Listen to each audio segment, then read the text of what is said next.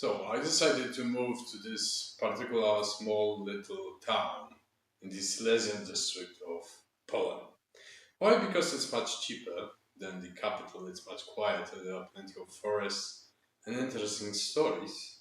And the other side is rich in its content. So, a very short description of how to proceed with the Mitraic mysteries and what it is all about, the initiations. The Corax Hyena, the female counterpart, the Nymphus Venus. Then as we progress towards the soldier, Perseus, towards the what? Jupiterian Leo Lea, the solar Heliodromoi, and the Saturnian Pater Patrum Mater Patrum. There is a certified sarcophagi found in the Neurolepsis Magna stating that there was a Lea and a Leo, qui yacet Lea, qui yacet Leo. Therefore, the Leia, the lion and the lioness of the Mitraic mysteries. Now, in the zodiacal walks, the 12 zodiacal walks of Hercules, there are also the planetary labors that are also going through descriptives of the zodiac, the full circle. It is the Via Regia, the steps upon the ziggurat, the Jacob's ladder, and so on. It is the alchemy of transformation of the personality, of the soul, of the spirit, of the entrance to be compatible with these spheres, planetary spheres, which one wishes to enter. There are no evil archons saying you no. There are forces saying you, are you ready? Are you ready to acquire this rank, to be compatible with this sphere, and so on. So Countess, the flames downward, the entry through the sun of these souls, co-arising, codependent within the solar system, drawn from the Hecatic Anima Mundi,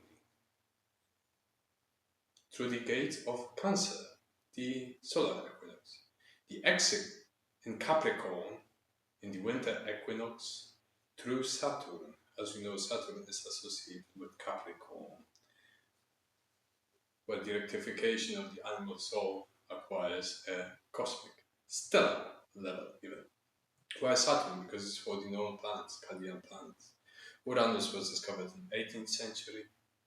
Then it followed to discover Neptune and Pluto as a sphere, yet not exactly a planet, according to astronomical, objective, physical, observational science.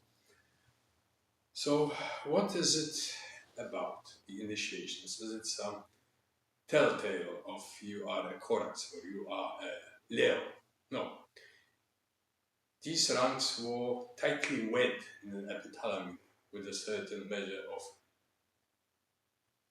appreciation, affirmation, and attaining of a rank within. Of a rank of a lion, for example. Lion like to be lion, like to be honest and truthful like the sun, like Heliodromoi. All pacts in ancient Rome were made under the sun, because it was truth, honesty, and justice that the sun, Apollo, represented. Helios, the visible sun.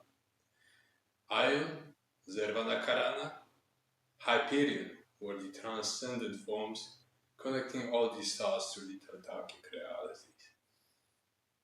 So, the entrance is through the corridor of fire, but acquiring the human flesh, the human mask. Can we go back to it? No, because we are polluted by physics.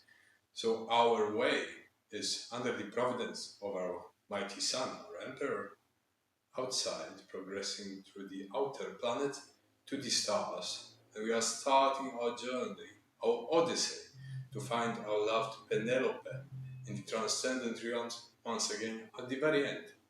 Hence the Odys, where the voyagers, we are the travelers, the sojourners on earth, that are ever longing for uniting with this objective divinities divinity, if you like. And it is a work of a lifetime to climb through these rungs and to wedge in so that we don't relapse. If we relapse, that means that something went wrong in our capacity to shape and confront and form ourselves as a human being, as a human mortal animal who aspires to something divine. So there are nomos, there are of course enemies of the cause of the human mortal monkey and animal being, to go from Dionysus Zagreus back into the procession of gods and the stars and goddesses. And by studying those myths, legends, as Julian the Apostate, Julian the Emperor mentioned, myths are for twitting children. They only enable you to understand deeper powers in human ways of understanding. And if you can comprehend like a mystic, like a philosopher, the powers, the objective ontologies, without and within, then you're on the right track.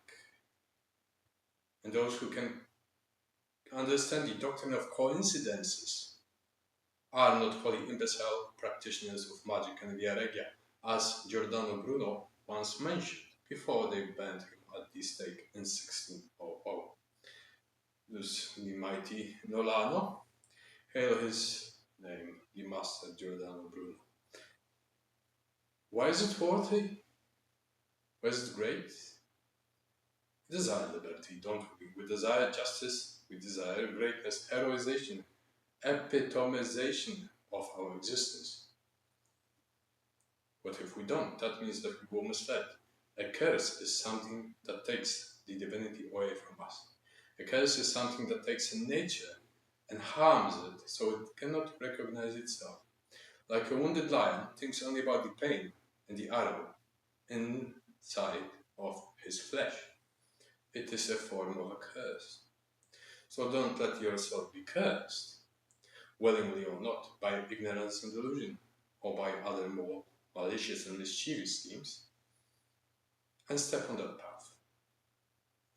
Because it is worthy, rewarding, honest, and truly great. Thank you.